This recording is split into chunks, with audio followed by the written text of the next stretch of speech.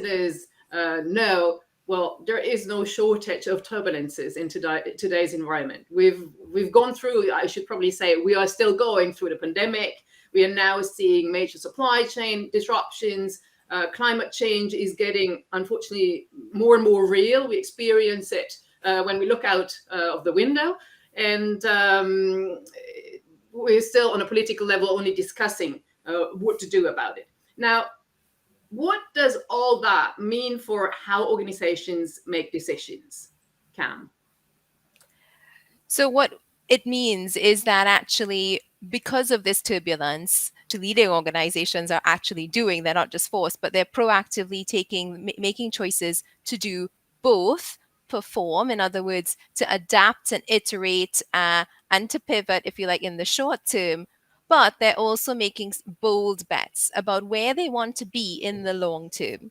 Goals, that things that they are aspiring towards, they don't know exactly how to get there, but they know the direction they want to take. And that requires long-term thinking. So they're focused on both the short term and the long term. Is that what you also see in the companies that you're working with, Renee? Well, I mean, I think if we take a concrete example, we've been actually working with the airline industry throughout the crisis. And if you think about being a manager in the airline company, you can imagine that it's hard. It's something which you have not seen before. For many airlines, the business was at 5% of pre-crisis levels for a very long time. This is in an industry where you might have the feeling that you've seen a lot of crises already, like 9/11, like also the first SARS pandemic, which was touching Asia, but also had impacts on the global airline industry. And what we see is that the instinct is first and foremost to understand, how do I survive in the short term and how long will this last?